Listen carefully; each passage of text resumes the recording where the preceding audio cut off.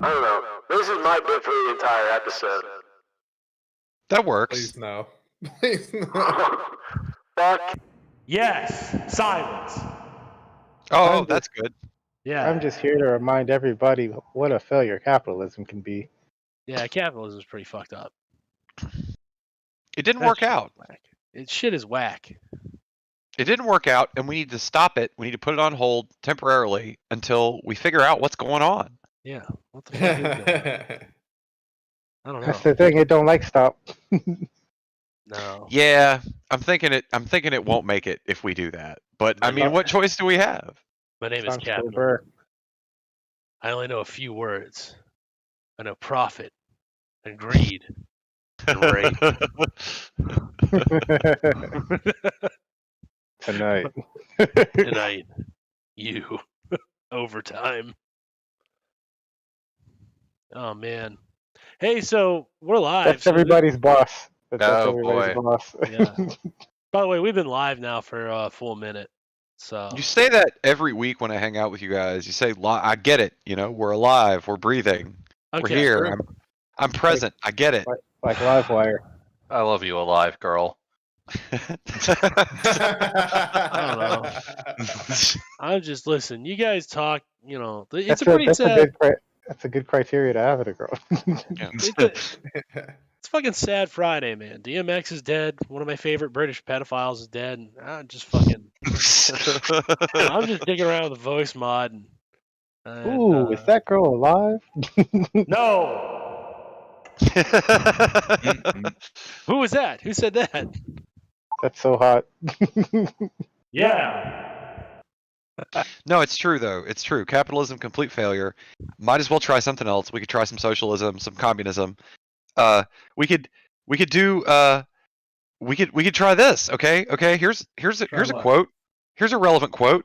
Okay. We took it. Then we split it. You fucking right. We did it. What the fuck are you gonna do when we run up on you? It's a tragedy, man. It's a tragedy. We out here. We out here, yo. One of the most poetic and pleasant and just all around nice open communists gone from the earth. Yep. Sad shit. I mean, I'm not saying it. He said it. You take it and then you split it. You know, that's how it works. True. Yeah. I wanted to remember try some of that. I want to try some of that luxury gay space communism. Definitely gonna have to try that. The luxury Worth- part, the gay worth- part, the in space part. I like worth the it. sound of all of it. Yeah. Worth an orgy or two, right? Every single bit of that, I'm all about it. Yeah, all those things. Now, This know is what? one. I can't fucking take you guys tonight. I'm gonna be real. I'm just at the point where y'all gonna make me lose my mind up in here. Yeah. Okay. Yeah. Y'all gonna make me act a fool. Wait. Back up. What? What? Where exactly are we going to make you lose your mind? Yeah, up in here. Hey yo, Are you sure? where are my bitches at? I don't know, man. I wouldn't lose your mind up in here. I saw a sign over the door when we came in here that said, no sir, acting a fool. Sir, that's not store policy. You cannot make a fool up in here. There's a big sign on the wall that says no acting a fool. I don't know. This one, I forgot about this one. I'm gonna have to call HR. Somebody posted this earlier today, and I completely forgot about this one. When in 2014, he challenged George Zimmerman to a boxing match. Yeah. And it says, boxing was a hobby. A promoter had given out an open notice to the potential opponents. DMX won the bid and told TMZ, I am going to beat the living fuck out of him. I am breaking every rule in boxing to make sure I fuck him right up. So then Zimmerman, of course, backs out after that. Right. Well, listen, you can box with another rational human being. You can't fucking fight with crazy. It's a bad idea. No, you can't. You can't. Zimmerman forgot who he was messing with. Yeah. He lived down here for a little while, and it was funny because everybody was like, that's not true. And then you would run into him, and he would just be super nice to you. Like, a friend of ours ran into him, and her story is fucking identical to any other story that you've ever seen. where it's just this chill dude that wants to talk about like his music with you and like hang out and shit Yeah, and like give you tickets to a show and shit. that's badass. That's a cool Like it dude. is. It is. And I don't understand for the life of me why 80-90% of the media coverage today was about a dead pedophile. I don't understand it. Oh man, you know what? You Britain's know a road they, you that's know they so gotta much protect their own. They Yeah. do. It's a They lot safer to fucking drive do. now in England because Prince Philip is dead and he's not just crashing into everything. All I'm Well, saying is DMX had less bodies. Oh, yeah. Absolutely.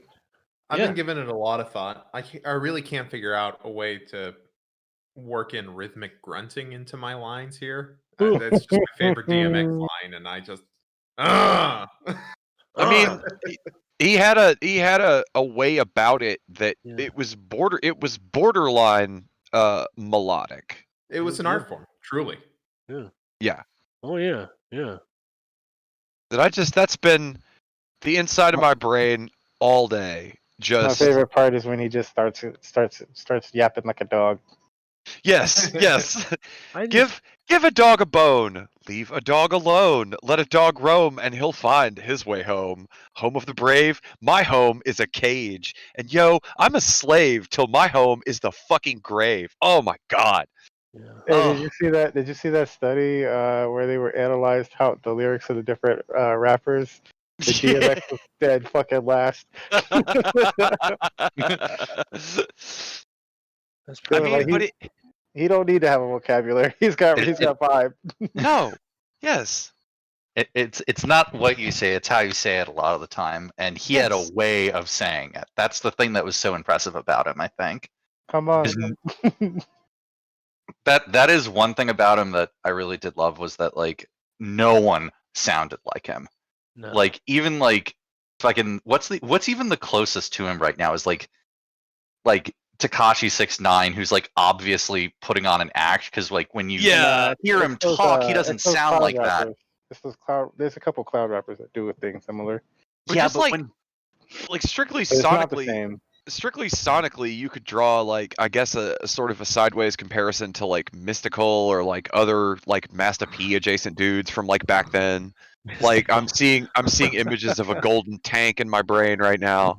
but he actually sounded like that. That's the Oh, thing. If you like oh, listen yeah. to him in interviews, that was like his actual voice, which is part of like what just kind of like made it all come together. I think. Yeah, that's what our pal legend. that bumped into him had said. It was just like just kind of a guy talking like that, but in like a conversational tone to you. So, is there anything fun to do around here? I just moved down here. What's up? Just like Come on, man. He conversation. just sounded like a New Yorker. Yeah, I guess so. Yeah. They didn't all sound like that. The ones who had been smoking for 50 years sound like that. Oh, you're New Yorker. So just the New Yorkers that are 50 years old. Yeah. Yes, exactly. Okay. Very, Well, a very particular type, you know. Like my only regret is that he can't be president now. right. Mhm. I would have been a shoe in. He would have. I would have voted for DMX. I mean, I would have voted for DMX as many times as I could get away with it. The people are out here talking about The Rock. Oh yeah, okay, yeah, Dwayne ass, famous ass, Johnson. Man, yeah, I would okay. just love to see the press conferences. Yeah. Mr. X is again foregoing. Can you calm down with the B word? He's again going to forego using a press secretary and, I believe, quote, do this shit his damn self. We've been tuning in every week for this, folks, and it gets better every week. No, honestly, come back next week. We're sure it'll just be an absolute blast. Would have been a And shoe. sir, it is not okay for you to tell that country they better have your motherfucking money. Yeah. He reportedly only barks at the OAN correspondents. That's, don't even- no. That's after he's become a lot more disciplined. He's got to go through the first debate, and it's just a train wreck because he barks at everyone. He just no. He comes back to the instinctively second knows. one, and fucking MSNBC's like, "Oh, he's much more disciplined this time around. He's only barking at OAN." Downright presidential. He's become a president this Not week. presidential. He- Yeah. No, it's he just knows the Read OAN lady. Vicaria. Like he can tell from the OAN lady's tone that he doesn't like where the question is going. Now, sir, you've said in the past that just like before she can fucking finish that sentence, it's just like leaning down off the stage. Today, the president has gone ahead and authorized a bombing in Syria, and he only barked at Fox News and OAN. Truly, today is a day that I have seen the president become presidential. I'm Fareed Zakaria for CNN. We're a shit show. I would love to see how uncomfortable the Japanese prime minister would be standing next to him, next to DMX. Who is that? Oh, fucking man. That would have been great if it was Shinzo Abe, because that guy was a suck-up bitch to everybody. Oh, yeah, that Right? would have been funny as shit. Kim I am Jong- having Kim Jong very on stage excellent- with DMX. I'm having very excellent American visit with very excellent American President DMX. This is very excellent. Reminds me. Can we These still would- vote for DMX? Like, I know he just died, You but can, like, but it won't do anything. oh. just like basically, like, every just other like vote regular voting, yeah. Yeah. Oh, It'll do God. less than regular voting's nothing, though. Man, I just realized that, like, Shinzo Abe is who they made the Persona games about. Like, Persona Yeah, 5. like you forget like all about the fact that their government exists and how fucking weird it is until you get to like 3/4 of the way through a long ass anime or video game, and then somebody says something about the government, and you're like, oh yeah, Oh, yeah, Japan has Japan. one. Oh god. Like it's not just a The Prime not just Minister a- today has negotiated a new deal with the American president, DMX. it's not just a weird. It's not just a weird puppet state that grew like a ghost out of a mushroom cloud. It actually technically has a government. It's so So- weird. Was Shinzo? I don't even know. Was Shinzo Abe like right wing or left wing? He was a liberal. He was in the Liberal Democratic Party, which means he was a Republican. Yeah. Oh, okay. So is that the same kind of liberal Democratic Party that's in Germany. or well, I was going to ask if it's the same that's in the United Kingdom, where they're like just like Pelosi and Manchin-esque or whatever. Yeah. It's like that instead of like I don't know. Oh. Instead of Let me Yeah, let me put in perspective, right? Shinzo Abe, among other prime ministers, have been a part of Nippon Kaigi, which is an ultra-nationalist and monarchist organization. Yeah, that sounds right. It's Yeah. not. oh, so he was it's not- right wing then, huh? Like instead of just like milk toast centrist or whatever. Well, let me put it to you like Like- this: he's the villain of Persona 5. Yeah. Yeah. Like I'm imagining like him and Angela Merkel like arguing over 0.5% corporate tax rate. Like, you know what I mean? Like Oh no, that's crazy. What do No, you it- mean? yeah, they're formally speaking, the Japanese Liberal Democratic Party is an ultra-nationalist, anti-communist Japanese nationalist party. That sounds right. That sounds So- yeah. Like Shinzo Abe was actually harder right than Trump. I mean, I definitely believe that. This Yeah. happy, smiley, this smiley little non-threatening guy that looks like the fucking grandpa ninja that pops out of the underwear drawer in Ranma. Yeah, That's but what he it- looks like. But like, But it's, he's worse it's than Trump. okay, but it's like if that guy I popped appreciate out that, and then was just like, we have to evict the foreigners because their low blood is ruining good Japanese stock. Like Ignore these panties on my face. I don't know how these got here. these panties are from good Japanese women. That's why they're acceptable. Don't they like more than any other country need fucking immigrants because of their birth Yeah. rate? Oh Like my more God, than yeah. any other fucking country, which is pretty funny when you think about it. But like that they I mean, would they have do such that here things. too. No. Yeah, they- dude, we're no, not dude. far off from having our birth rate like fucking be like that. Well, it's because we keep adopting hard right Japanese standards. It's true. Hard right Japanese culture is our predominant culture. We just fucking- devour Japanese games and Japanese anime, and like anime is how they convey it. Fucking nationalism. Like, okay, I Mentioned think a couple of times now that you think we're about 5 to 10. What's it? 10 years behind Japan Yeah, on like all of their consumption. yeah. your theory absolutely plays out. I think as the birth rate falls, I think you Dan's theory come true, and we just see all this porn that's just entirely pregnancy centered, just like it just suddenly becomes. Fuck yeah, you can see it right now. By the way, this is the Sons of Trier live stream. I'm Dan Cohen. I'm joined by fucking John Sinclair, EattheRich, Cenk, Engels, and the True Horror. We're getting the fucking bullshit out of the way. That's me. I'm the true horror. Yeah. We can do the show next. What about the porn? Hang on. Yeah, Hang hold on. Well, we got to get. Yeah. We can talk about the show later. Let's talk again about Japanese porn here, Dan. Yeah, the talk about this. I was trying to log into Bang Bus, and this thing came up that said maternity bus, but it's the same URL. I don't understand. Well, no. So like right before, about 5 years before we had our stepsister craze, Japan had already gone through its stepsister craze. Now it has moved on to cheating housewives. But the specific aim of the cheating housewife porn is to get the housewife pregnant. Yeah. All Japanese pornography right now is like, yeah, you should get a woman pregnant. You like this afternoon. Yeah. And like, what are you doing today? And like, and before somebody is like, oh my God, Asian hate, you're talking, shut the fuck up. Okay, because we're talking about a predominant Asian hegemon. We're talking about the nation state of Japan and how their society is conducted. This is not about the American-born Japanese, which I don't even like that term because that makes them sound foreign. I would just say Americans of Japanese descent. I think that would be preferable. So, fuck right the hell off. I don't want to hear your bullshit later. You want to tweet about it? Tweet to Kai. Fucking tweet it to Kai that I'm an asshole. Get me famous. All right, so here we go. So back like I don't know what our stepsister craze is probably about 2015 to 2017, right? And now that's just a staple of our industry. That shit was going on all the way back in 2012 with Japanese porn, and I've been watching Japanese porn since probably about 2008, right? Checked out. It checks out. You're like, yeah, I checked. Yeah, okay. I'm tracking. I've got the notes out. I'm checking the notes as you. Yeah, you're checking what I've previously admitted to make sure it's on track. Keep me honest. Got the notes. Right? So back then, the obsession was because like they've been worried about falling birth rates for like decades, and it's only gotten worse and worse and worse.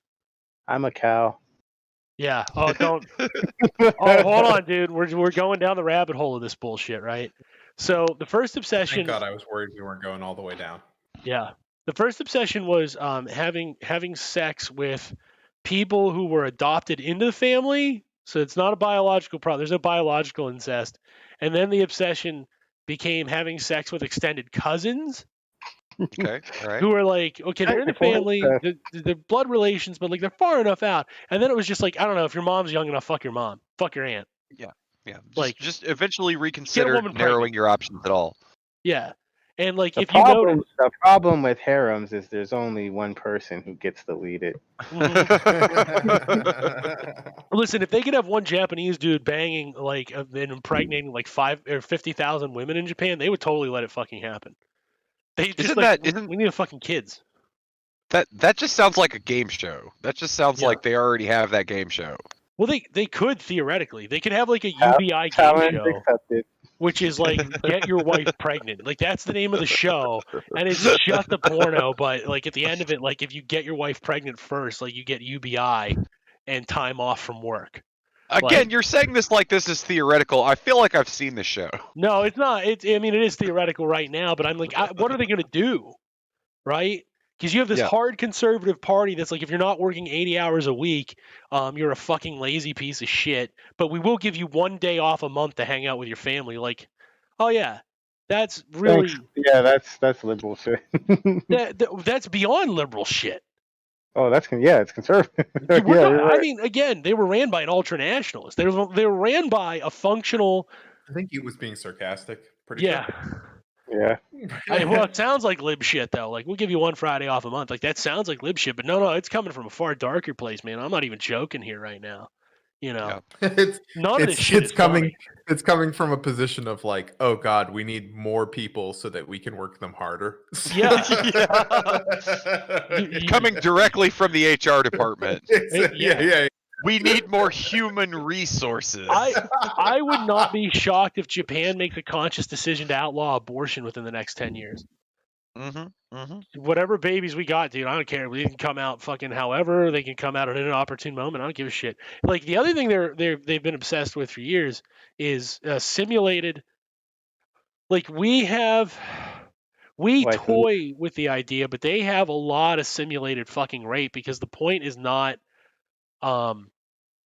the point in our pornography, it's on some level is still like these are adults having fun, getting fucked, getting cum on each other, you know. Grown up stuff. Listen. Let's not take too much here. Come on. No, dude, I'm willing to go down this rabbit hole because this one fascinates me. But like a lot of their pornography is centered around like, hey, is your neighbor's wife home? Just rape her. Did you happen to find a single woman alone? Like, start raping the shit out of her. Like, they are in dire straits to get bodies. Like, they are really bad.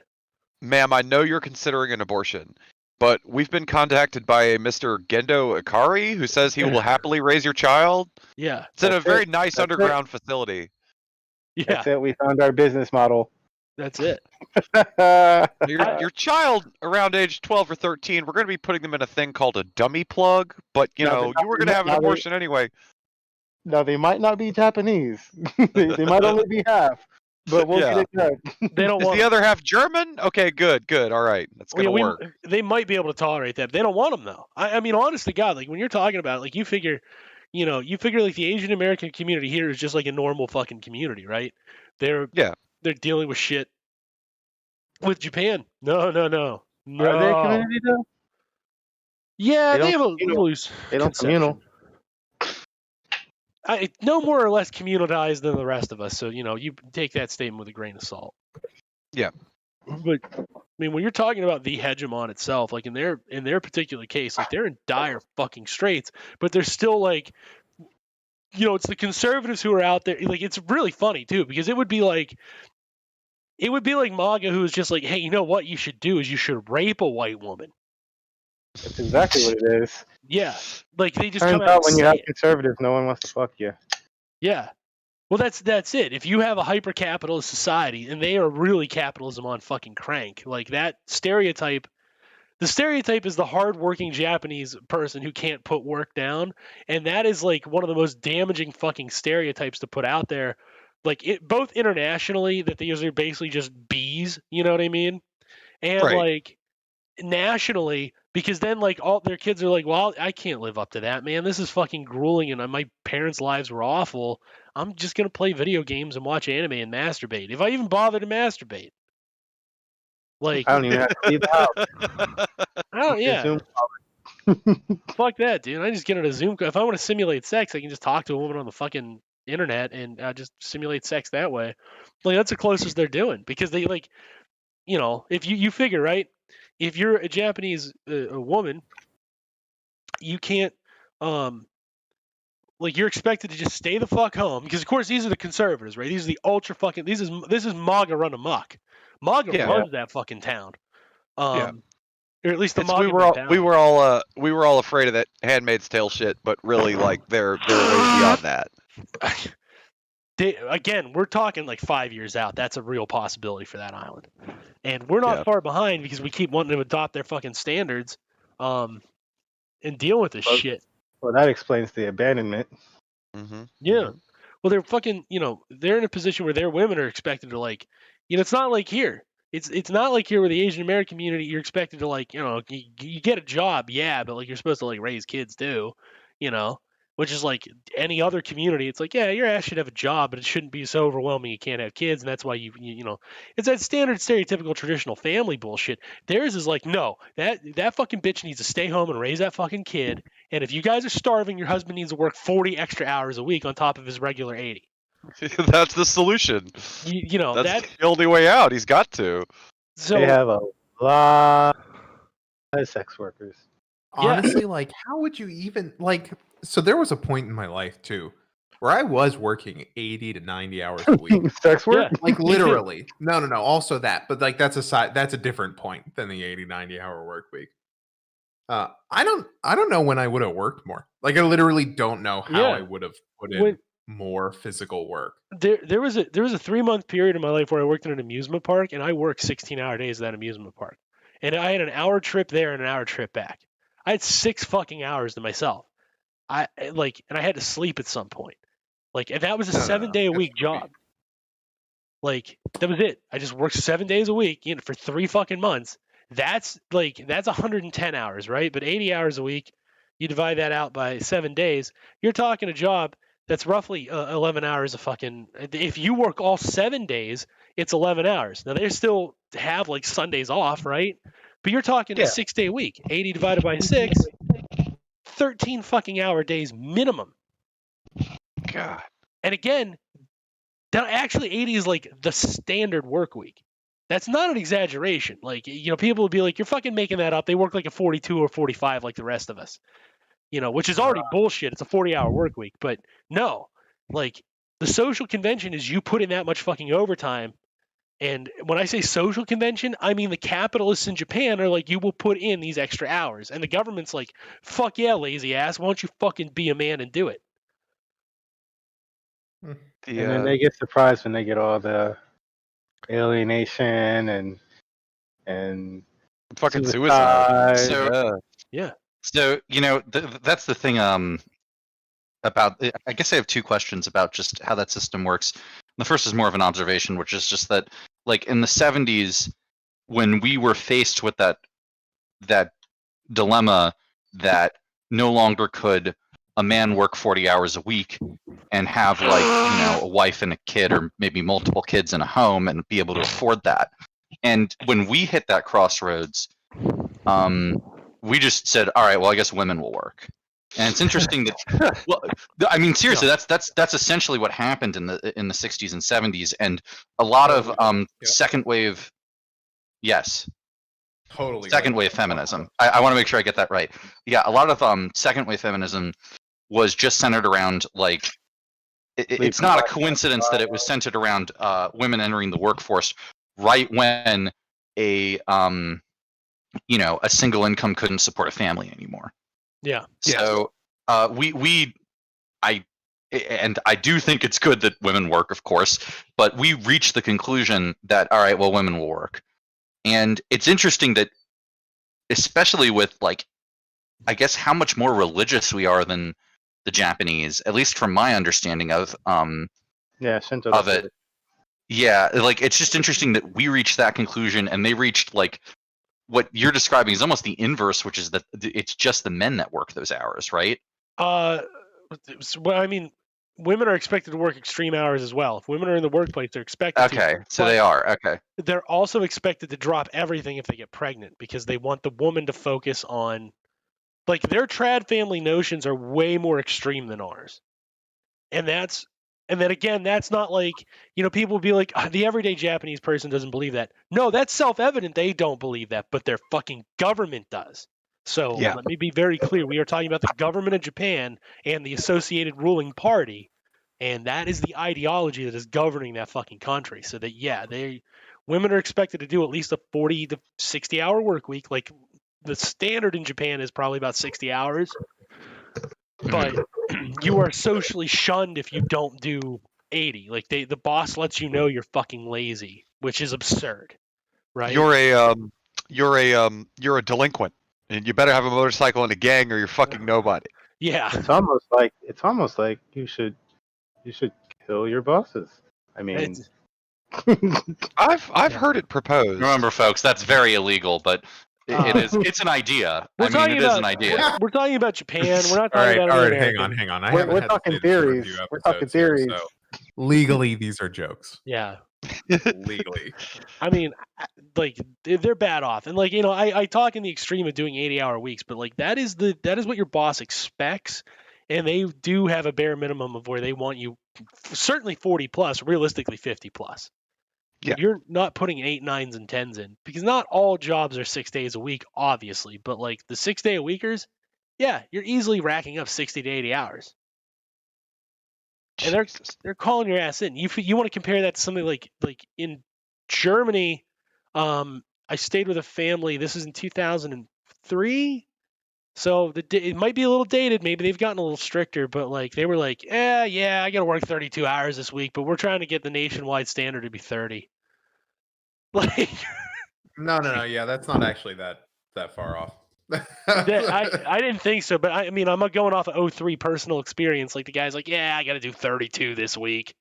He's like, Those bastards. He's like, the worst I ever had was I had to work a little overtime. I was there for 35 hours in a week. I was fucking beat. I was there for 32 hours this week. I was thinking about cutting off my boss's head with a guillotine. Yeah. Like I know that they're like this, but every time that I think about it, like it's like physically painful to me. Yeah. To think about that, like what if I was at work and my coworkers were like, "Oh, they want me to pull 35." I'm thinking about quitting. Like how happy we would all be. Yeah. If like that was the universal response was just no, we ain't doing it. Yeah. We ain't doing it.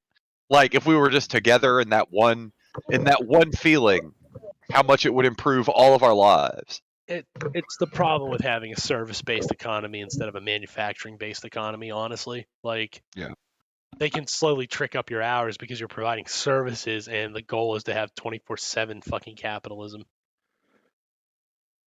You know, it's fucking gross. But yeah, so that's the problem with that fucking country. Like, they really have a severe ingrained problem, which is why like Persona 5's like answer is like, oh yeah, we should just revolt. Like, it's really appealing. Yeah. It's surprising too, like since I've been kicking it with you guys, I've been getting a lot more Eastern exposure, getting back to my my teenage and early 20s anime roots. And it's like decades and decades and decades of content with very few standout rebellions, very few standout things that where the central plot actually is about like tearing apart a society like that, where it has some kind of like envisions some kind of like better future. Like there's plenty of stuff where they fight the man. It's just that usually everybody loses and it goes really poorly, and you know there's no good outcome that's considerable in a lot of those. Yeah, and I don't know. It's kind of funny because I'm going to start Googling around Asia to see what the standard is. And like China is like, you can't work for more than 44 hours in a week, you know, but for exceptions, and you have a 5-day work week and 8-hour days. Like, China is just America. Like, that's what's happened. We've just exported America to China. So like when people are like, the fucking Chinese work all the time, they really don't. Like they work what we work. Like, yeah, their jobs are harder because they are in manufacturing, but that's what we were in the fucking 60s. That's all those jobs you're pissed off going to China, right? I mean, if you take the same factory and you run it down here, like my racism factory, and you just have like a racist in charge who is like lazy, like 3rd generation, 4th generation away from, you know, any kind of like white power or white importance or whatever, and they're just lazy and sad all the time, they're not good at management. So they're a threat to you in a lot of ways. They have terrible safety standards. They fuck up your days off. They get you fired for no reason. They're terrible and dangerous to you in a lot of ways. But if your manager was a hardcore Chinese dude in like Chengdu or somewhere, he would not be slipping. You would not catch him slipping at any point. He would work the living dog shit out of you in a very efficient way for however long that he had you, you know, stuck in that place, 40 hours or whatever. You're gonna feel that shit. You're gonna feel like you're a little cell flowing in the bloodstream of some great organism. Whereas over here, you're just fucking around trying not to get caught not working. Yeah. And I don't know. This is I'm looking around, man. Hold on. What's another good one? Vietnamese work week. You know what's fucked up, man? This is fantastic. It's like China again is like it's basically 40-hour work week, right? 44 max. Everywhere, like I'm looking at a lot of these other countries. Like I look at Singapore, Thailand, Malaysia, Vietnam. I'm gonna look at Korea, not North Korea, obviously. But like, no, don't count that one. We don't need to look at that one right now. Yeah, not yet. I mean, what's that request from the chat? Look at it. No. Okay, look at that guy's Avi. No, we're not doing it. Yeah. What's that? What do you have to say? Okay, so hold on. This is kind of fascinating. Work Holy shit! South Korea, 52 hours a week. Thailand, Malaysia, Hey! Vietnam, Singapore, 48. God 48. damn. Yeah, so like, again, you want to demonize the Chinese. I'm just gonna throw it out there. A lot of those places have a lot more shitty work hours, and Yeah, seriously. maybe you ought to quit running your fucking mouths, because again, when you export America to a fucking country, guess what? They're gonna get the American work week, which is 40 fucking hours. That's all it is now. Is just motherfuckers just run their mouths all day. That's the last defense of this place, this style of mode of production. That they just run their fucking mouths all day about everybody else, about a bunch of shit they heard that ain't even fucking true. There was a guy at ours doing Pizzagate today at lunch. Oh Christ! I was like, that's that's so quaint. It's cute, isn't it? Like, I was like, this is so fucking quaint. Like, I always train wreck the shit. I should just enjoy encountering like old Tucker Carlson bits in the wild, like 10 or 15 years later. Like, right? Like, I should just enjoy it, right? Like, I should just have the David Attenborough narration should come on in my head, like, and then Pizzagate crept up out of the bushes. Like, I should enjoy it. But like, no, like, I always have to fucking ruin everything. Hillary Clinton, they were down there having people killed, and I'm like, yeah, she's a fucking murderer. Did you know later she was the Secretary of State of the United States of America? What a murderer! When the racism came to Shawshank.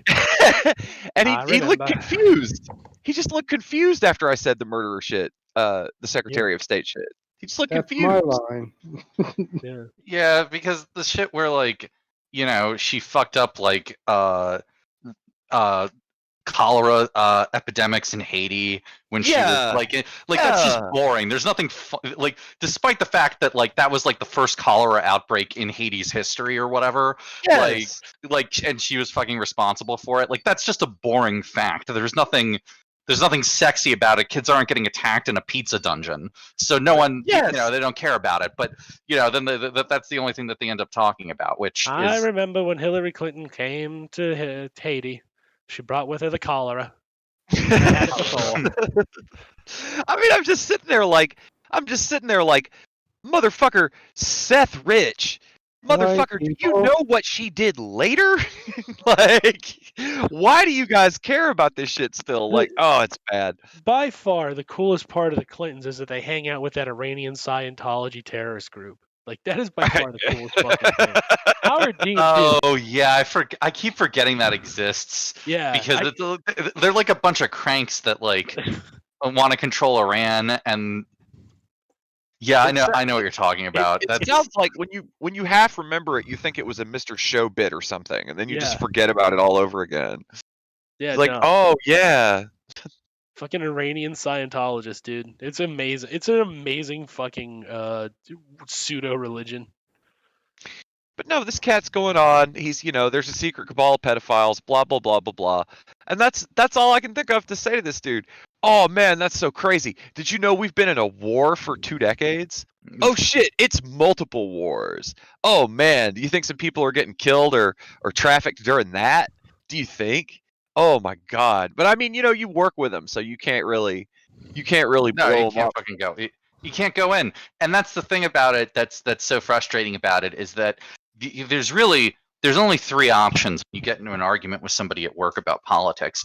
The first option is, of course, that you win, and like, given what side we're on, that you're going to do that more often than not, as long as you like have a reasonable base of knowledge at it. But the problem is that if you win, all that they experience is that you owned them, and that you like all they experience it as is not a conversation where they learn something.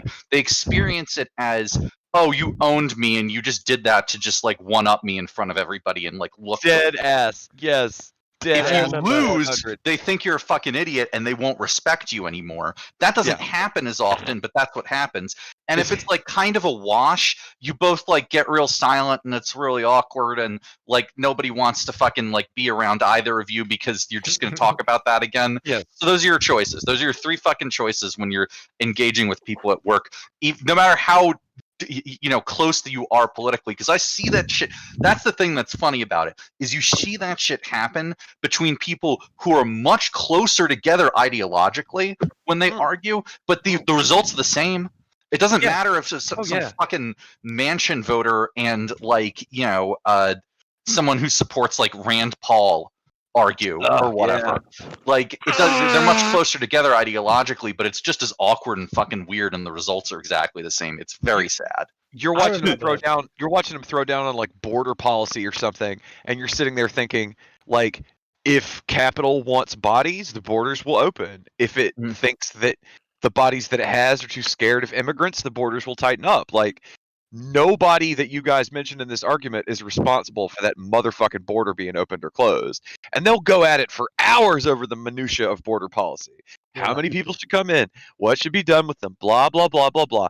You motherfuckers, if you won't go work for Bezos, he'll knock that whole motherfucker open on both sides. He'll take all the Canadians and Mexicans and anybody else. It's just two people who can't dress themselves arguing logistics. Yeah, it's fucking savagery. Boring shit. It's very similar, though, to what we had started out discussing with the declining birth rate. Yeah. Is that, like, at some point, like, they still could run out of bodies. Like, you have almost nobody resisting you. There's no challenge to your hegemony, right? But the problem is, you've made all your little Sims have little sad faces all the time, and they won't fuck each other anymore. We're watching like Bezos and Musk and like all these guys. We're watching them lose a game of The Sims because they didn't, put enough like toilets and sex beds or whatever. Yeah, like it's fucking sad. The wife is right there. Why does he keep looking up sim fucking anime porn? Why does he just keeps doing it? Just go have sex with a woman. Oh shit, her bar is going down now. Her bar is going down now. All she's doing is watching fucking Idris Elba. What the fuck?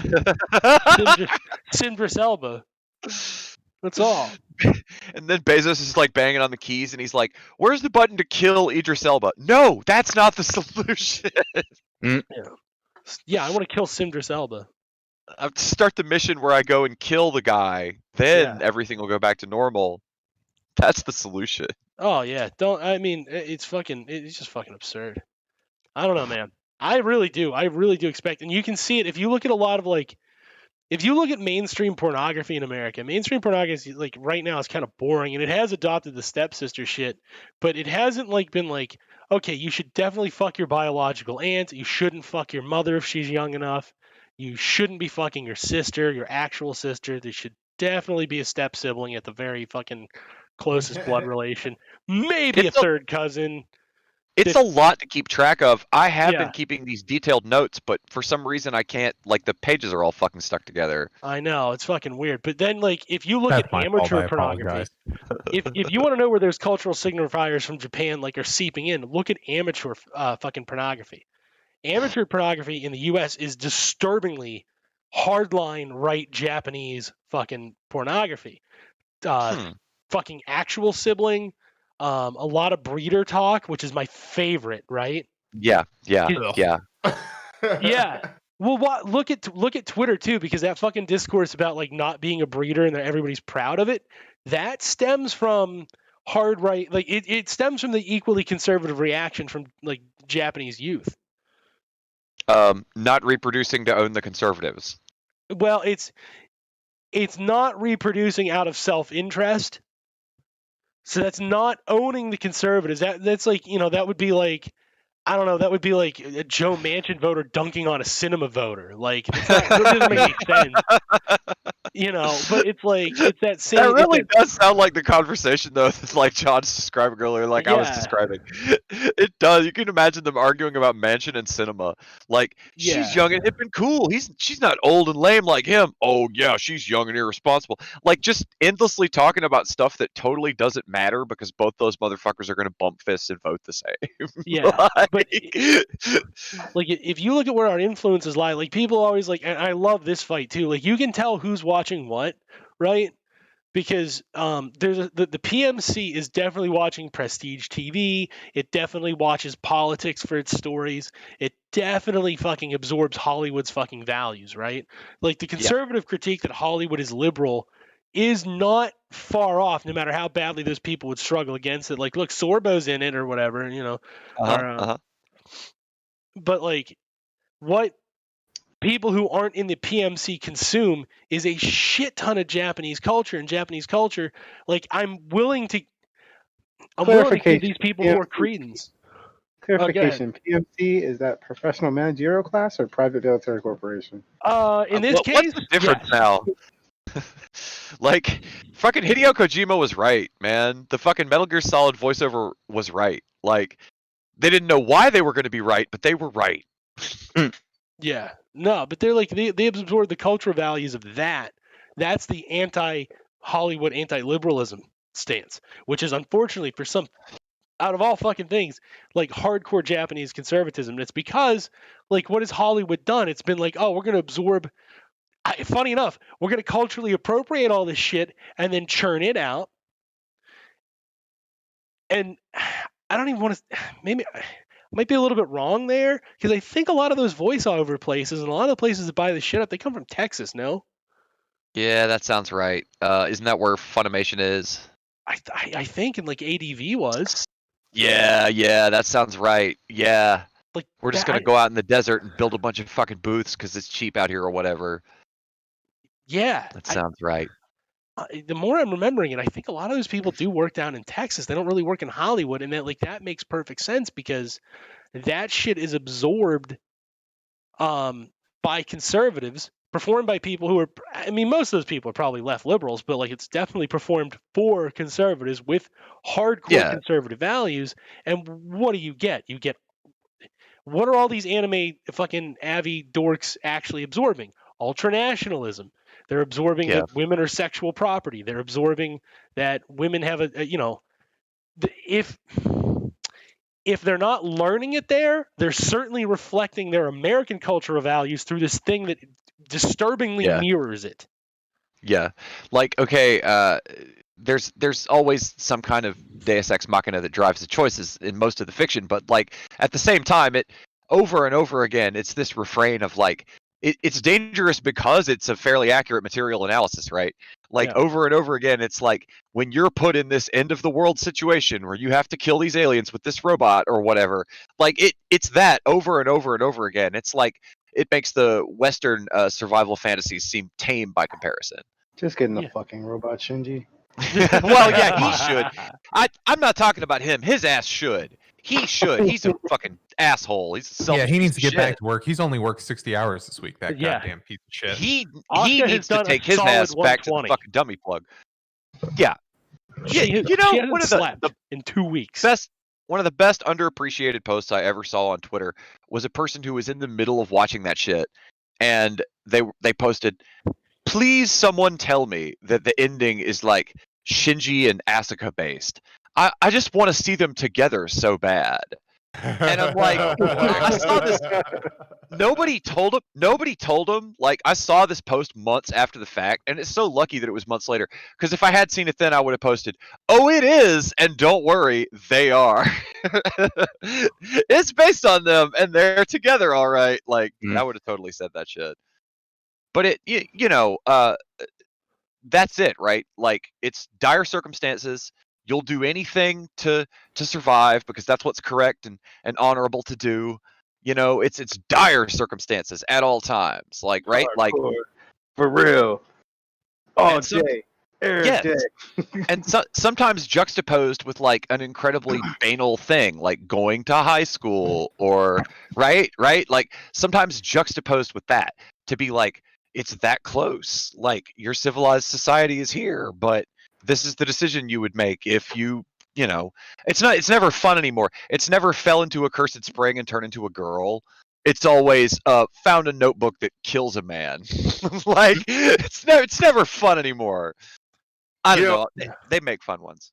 Go ahead, John. Then I want to make a point to that. I have a counter argument there. So excellent. Isn't the fantasy of a Death Note kind of a liberal conception of a weapon. Yeah. Because yeah, it is. you know, I was actually thinking about this at one point, because like if you had a Death Note and you thought that you could like reform society based on it, you have to have a conception of like the individual being the most important thing, right? Because you're literally killing individuals. That's like Right. how it manifests. Under the Well- presumption that it improves things, that things won't just reform how they were before with a new evil They're not guy. just eugenics with extra steps. Well, it's like Sounds a very individualistic based form of eugenics. It, Let's It's be honest targeted. here. It's like When targeted. we know which what looking criminals are going to pick. don't forget the elements of celebrity to it, because it's not an effective weapon if you don't simultaneously have celebrity. right. Yeah. Like that. No, That checks. That scans. I'm gonna push back on this. Not every anime is obviously, we have to kill God. The Titans are attacking. Society's been destroyed, and only the most brilliant, pure members of society can rebuild it. It's not all heroism stories, right? And it's not the existential crisis of superpower. There is a very, very, very popular alternative, the slice of life anime, right? yeah. What's the premise there? The mundane story, I was watching some fucking volleyball anime where it's basically just a bunch of fucking teenage girls who fucking play volleyball, and the competition. You saw that one? The sports animes are good. Yeah, they well, this one doesn't have superpowers and shit. They're just literally just playing sports. Yeah, a lot of them are like that. Yeah, that's a big Okay. genre of that stuff. It is, but think about what it is, or like the rom-com where it's not a harem, where it's just like, Uzaki-chan wants to hang out, right? Just think of something like that, or think about like, I think it's Your Name, right? What are I they? don't know. Yeah, I Your don't know. Name. Hold on. Let me pitch. Let me fucking finish. God damn. Anohana? Let me fucking, or even the what is it? The melancholy of that's fucking chick. Harumi Suzumiya. Yeah. So Thank you, Japanese man. Now get out of here. Yeah, thank you. So what's going on there? Harumi Suzumiya. It's Get out of here. It's trying to reinforce into you that the mundane, the banal, that's okay. You don't have to worry about all this big political existential bullshit. You don't have to worry about any of that. I don't know. You can be perfectly happy. No. Again, goddamn you. I'm fucking finishing this point. No, he right. It's that fucking mundaneness in modernity. If you're happy and you've done something modest but fulfilling, that's good enough. You don't have to think about anything else. You don't have to worry about any other bullshit. And you know what that pitch is? Anyone to fucking answer for me? Whose pitch is that? White people? No. Well, one white person. Hmm. Do you know what party pushed that? Anybody? John, do you know? I'm not 100% sure what you're getting at. You're gonna have to. What is it? What is You the just have to. question? You got to do the big Oh reveal. wait, this is sounding like some Heidegger type shit. My man. Yeah. This is sounding like some. Heideggerian pitch. This is sounding like some just enjoying your normal life type Take- shit. Yeah. Oh God. Take in normality and banality and reconcile yourself against it, and then make it okay to be that. And don't worry about the Oh. political bullshit. Don't worry Yeah, about we'll any handle of that. it. We'll handle it. Put your fucking head in the sand. That's other people's problems. You don't got to worry about Don't- anything we do. Don't come looking around this camp over here or looking around this Mako reactor or whatever. Exactly. Like, don't do either thing. Don't worry about Either it. Heidegger. As we've established on this very program, either Heidegger. Well, there's a reason. There's a reason that Heidegger in Final Fantasy VII would go out and put that propaganda. Don't worry, we're handling it. You go about your goddamn normal business. What was he really doing? He was sentencing people to die. Yeah, and sucking up all the earth juice. Sucking Nothing up to the see here. Keep moving. Yeah. Why the fuck are you worried, man? Don't you got a good job? Just enjoy your job, man. Go play with your kids or some shit. Don't worry about any of this. Don't question it. Don't worry about it. And that's the other side of anime. You're supposed to revel in the mundane, mundaneness and banalness of existence and find meaning there, which the simple life of Heidegger is a good pitch. It's a very nice pitch. It sounds great, but what it actually is, the purpose of it is, of course, to be like, yeah, just don't worry about the Holocaust. Who gives a shit? I don't know. I've heard that these are good, but I don't know, man. I don't know. I'm probably just gonna watch Ninja Scroll or something again. Like, I mean, what am I supposed to do? Like, waste all kind of time like watching one of these? Like what am I gonna do? Am I gonna watch like Azumanga Daioh? Like, if I did, I probably wouldn't like cry during that in my mid-30s about like that a cat let somebody pet her and then it was okay, or like I probably won't have like an epiphany that the southern part of Japan for some reason is exactly like the southern part of the United States, like, and then cry again. Like, that would never happen. I would probably hate Azumanga Daioh. Like, neither of those things would happen, so there's no reason for me to ever watch it and find out. But I do see how, like, if you were a total pussy, like, maybe this type of anime could, like, affect you, you know? Like, emotionally. Like, even if you were in your mid-30s when you saw it. Yeah. And this is, I'll tell you what. That would never happen to me. That would never happen to me. I'm a man. Never at all. But, like, never cry about, like, school children on a cartoon. Right. In my 30s. Now, John, this is why when you go off on this thing about it's pan-Hellenic ultranationalism or shit, everybody misses the critical point of fascism. The critical point is to make you fucking accept the fucking cruelty of society as the norm. None of that, all those fancy fucking definitions. Fascism has a much more deep fucking purpose. It's to make you okay with death, and not like not the sense of your own death. It's the sense of the death of the other, right? Which they always chalk up. Big other. The big other, the enemy, right? That but big the enemy O. is always within. That big O. Designed by. And it's by design because people. I knew I hated that butler. Yeah, right. Goddamn Dorothy. But that's because people want to fucking forget the part, like all the trad shit, all that bullshit. That is a very fascist undertone to it. And it doesn't look like it. But the purpose is to eject you from modernity and political power and make you okay with it so that the people who do have the will to do are not required to stamp over you, and they're not required to fucking go through, you know, they don't have to go over you and they don't have to go through you. Yeah. You will get out of the way for them, which is different than nationalism, because in just pure nationalism, like in that, or ultranationalism, the state and the body politic are a unified organ that all have to work in concert together to make the nationalism function. That's how you get the purity. That's why I disagree with that definition so vehemently, and I think I finally figured out how to articulate it. But like, part of it is to separate those who lack the will to do from getting in the way of the people who have the will to do, and not devaluing either, so that the complicity of those without enables those with. And that goes beyond nationalism. Yeah. Like almost cheerleaders. Like, you don't necessarily have to be a cheerleader, but you definitely can't look like you're starting to not be a cheerleader. Well, you can't just be a civilian. You got to be a little bit of a cheerleader. No. Quite the opposite. They don't want you to cheerlead at all. They won't want you to pay any fucking attention to it. If you're cheerleading it, then you can stumble up and fuck up.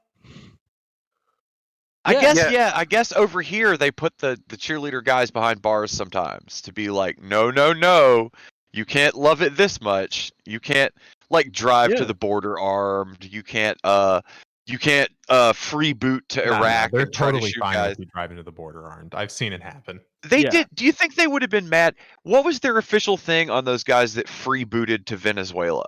Were they mad that those guys did that, or were they like They good? were quietly covered up. They were mad they failed.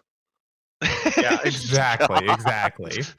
Well, I mean, of course they fucking failed. I mean, they were, well armed and had been training for this moment their entire lives. And, those Venezuelan farmers and fishermen, they had like 20-pound tests and like sticks and shit. Yeah. I mean, what could they do about that? I mean, there's no way to beat those guys.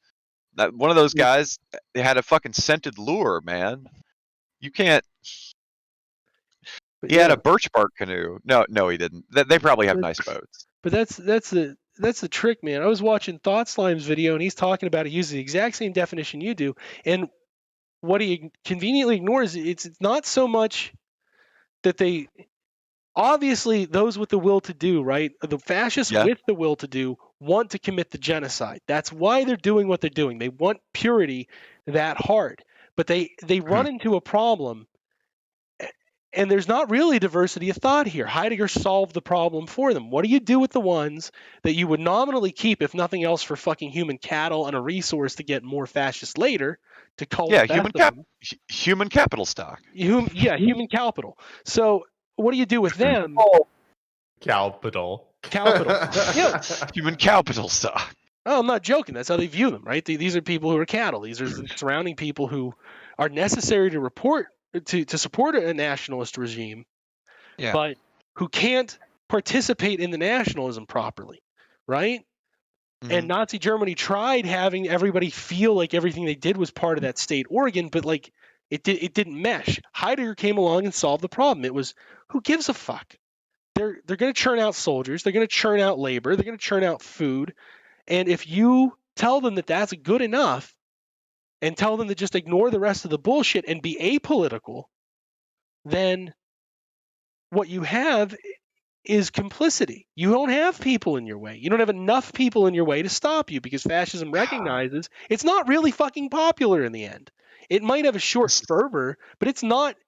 Americans do this all the time. It's fucking populism. It's the antithesis of populism. This is so relevant to what we hit earlier with the content mill like nature of the entertainment, like that it has to flow harder and faster. It has to be more and more specific. Yeah, I definitely agree that normalization is a part of like how that sort of ideology. It's not normalization. It's not. It's apoliticizing. Like, we are going through a very fascist moment in this country right now, and it's precisely because everything's so apolitical. I see what you're saying. For us, it's normalization because they're people say gaslighting, but I say go back and watch that fucking movie. But they're normalizing it for us because we're obsessed with politics and stuff. You know, they've got us. They're moving our little window around of what we argue about, right? But you're saying that for people that aren't brainworms, you're saying that for them they're turned off completely by this. No, I mean listen, I definitely agree with the concept, or at least the one of the ideas that's kind of come out of some of the sort of leftism that I've consumed, which is just that there's nothing more apolitical than an ethno-state. And I'm not. I mean, that's really how they feel about it. Yeah, like, that ass. And that's because you, when you have a situation where you create a social climate where there are two genders, male and political, and there are two sexualities, straight and political, and there are two races, white and political, that you go through that process enough. And the only situation where you have a society that is homogenous and has accepted all of these things is an ethno-state. So I can see that happening. And of course, when I said normalization, I said what I meant to display was a situation where you see like what's going on at the border. And if you say, oh well, if they come here, they'll then you won't be able to get a good job, and then of course really it harms black people when too many immigrants come to a neighborhood, and you go through the just like all of the dumb fucking excuses, and the rubes buy it. You do that long enough, and when you switch to okay, I mean we're just exterminating them now, like you've basically been doing it for 20, 30 years or whatever at that point, and no one fucking cares anymore. But I think what you're describing specifically with Japan is a situation where they really do just have an ethno-state for the most part. That's been I mean more than a lot of other countries, because they've had extremely harsh immigration policies, and we spent a long time talking about their birth rates, where they let women work, of course, like you said, but generally speaking, as soon as they're pregnant, they stay home immediately. And what have they actually done? Because this is the thing I'm curious about. Like when they need stuff built, and Brazilian. so there's civilians. So there is like a blue collar like labor force in Japan. Yeah, but they if they have too many projects going on, like what you'll find in Japan a lot is they will import South American labor very heavily. So that's how they end up doing it. Is they do use immigrant. They use like guest worker programs basically, and they've so that's interesting that they have a situation like that, because I believe Saudi Arabia does something similar, where I would hesitate to smear the Japanese with that, but okay, all right, but, well, they're worse. They're definitely worse. But it's an example of a country with that is a very educated population that has plenty of money that still needs this labor performed. So how do they get it? Now, to be fair to Japan, at least, they don't just turn those immigrants into slaves. Because also, to be unfair to Japan, or perhaps even, they don't like the idea of those people staying in their country for too long. Correct, Whereas Saudi Arabia is fine with it for worse reasons. There's no good outcome there. Those are both bad outcomes that are happening. The thing where an American guy and he'll be saying stuff like, "Oh man, they think Westerners are so cool. Like, I would love to go over there and be like the king of Japan or whatever as a vacation or to live there." That's probably not how it really is. It's probably like people express amazement at you as if you're like a freak. And they're like, "Wow, look at that guy." And then they go back to having an incredibly insular society that they all know intimately that surrounds and encloses upon you at all times until you leave. This is probably how it goes. Let me put it to you like this, right? Just real quick, John. Let me put it to you like this. Like, number one, it is not uncommon at all to see no foreigner signs. Or if they are an enlightened, racist Japanese person, they will specify what race they won't let in. Oh, that Japanese is good.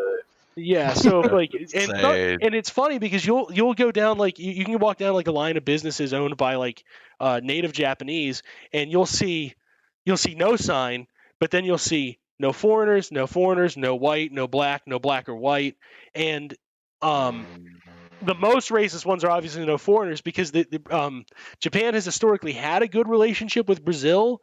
So to John's statement, they have a better quality. It's funny. They have a better, technically speaking, they have a better quality of life than in Japan than a white or a black traveler would if they divert from the touristy bullshit. Yeah. That's just a quirk of it.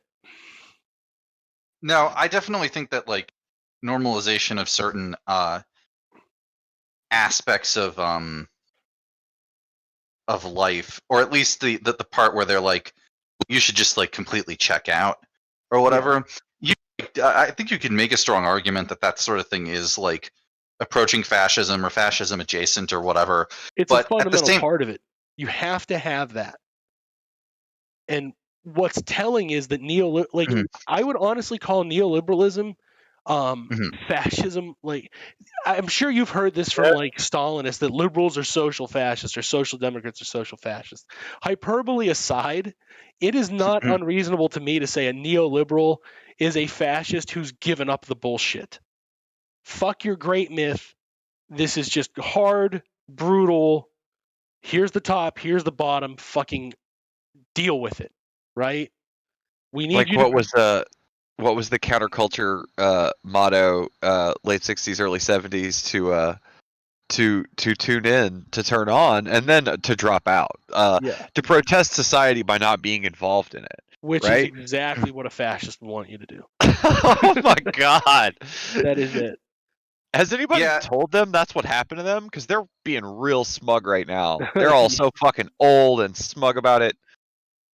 Man, I mean, they thought that they could like do spirituality and get away from it. Or at least the ones who were like saying that particular line thought they could do that. And then of course, it turns out that where's LSD sourced from? And then there, you also look at the fact that material reality determines the spiritual. CIA LSD farmer now.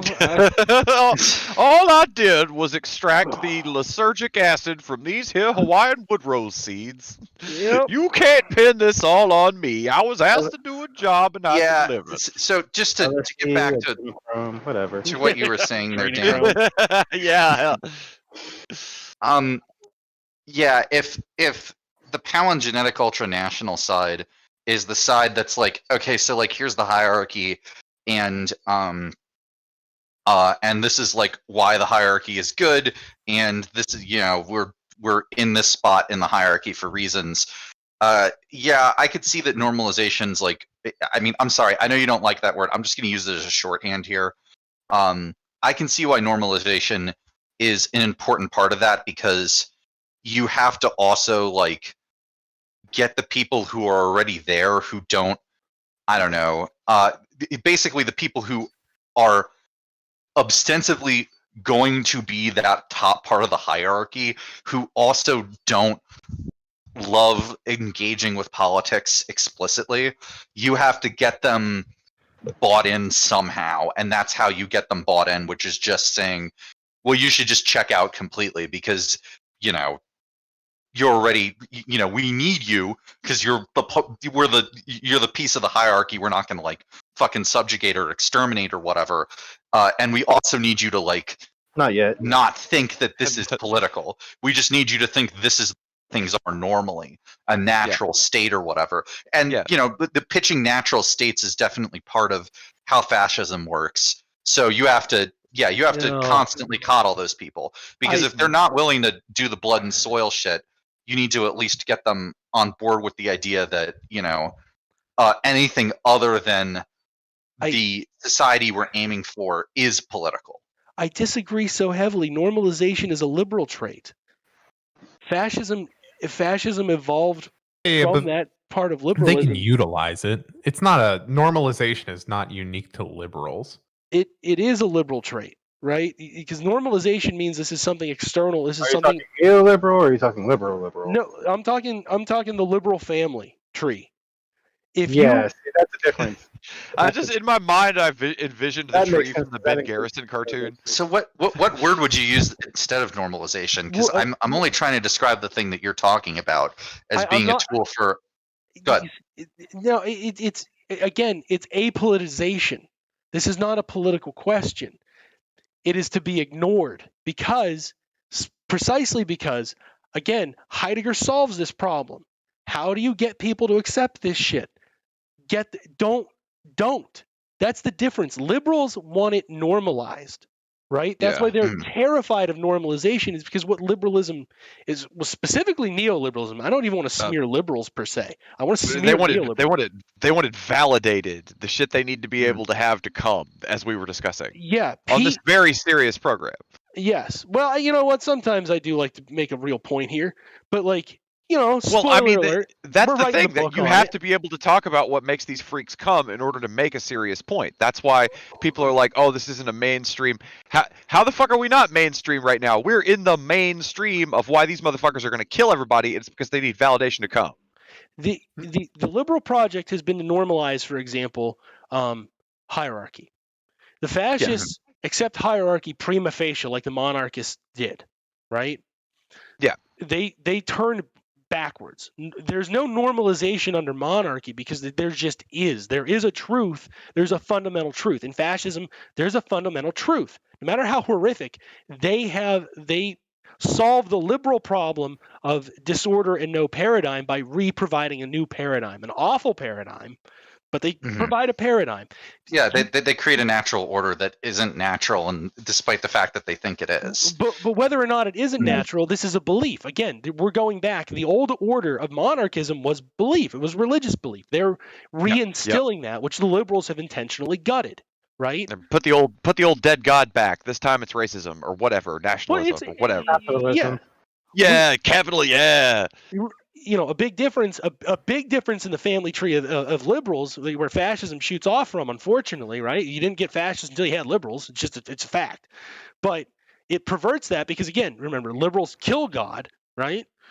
And And you look at communists, you look at anarchists, attack we and accept dethrone that. God. Libertarians, we all accept that. With that branch of the family, the four of us, we love it, right? Because it makes us us. But the fascist, they need that old order, so they dig back into history through monarchism normally, and they pull it out. They pull out the gods again. They go back and pretend God never died, right? There's nothing to normalize. That's why I hate that word normalization. That's a very liberal conception of liberals talking about themselves functionally. They're afraid of normalizing those ideas. Fascists don't need to normalize it because for them it is the status quo. It is the thing the thing itself versus this other force seeping in that is becoming normalized and becoming embedded in the thing. Normalization implies other. Yeah, I mean, the only thing about that, though, is that, like, you have to pitch that to people, and you pitch that to people using the palingenetic ultranationalism. So where does the apoliticalization factor in? It factors in for people who are part of that hierarchy that you're going to carve out, or that you've laid out, who are the top of it, but, like, who, like, don't want to engage with the ultranationalism. So, like, what's the tool for getting them on board, and why wouldn't you just call that normalization? Because the difference is, again, it isn't that language of the other seeping in, normalization versus the prima facie, right? If we assume for a second that the dichotomy, the dialectic, if you will, there are things that are other, there are things that are just the status quo. All fascists do is take what is the status quo and put it in and merge it with the sacred. What a liberal is afraid of is new things becoming the status quo, new things seeping in that they don't want seeping in, right? So when you say, well, they have to kind of imply that what they're taking is already existing attitudes. So like if you take Germany, for example, Germans were, before fascism, Germans were vicious anti-Semites. If you look at France, vicious anti-Semites. If you look at before the Holocaust, what country was most likely to do the Holocaust? If you asked anybody in the street in the late 1800s, it was France. They fucking hated Jews. Yeah. These are attitudes that are already there. They just heighten it. I'm not a fascist in any way, right? But I can definitely see what they're doing, and liberals can't, because liberals are worried about normalization. They think this thing is an invasive species coming from elsewhere.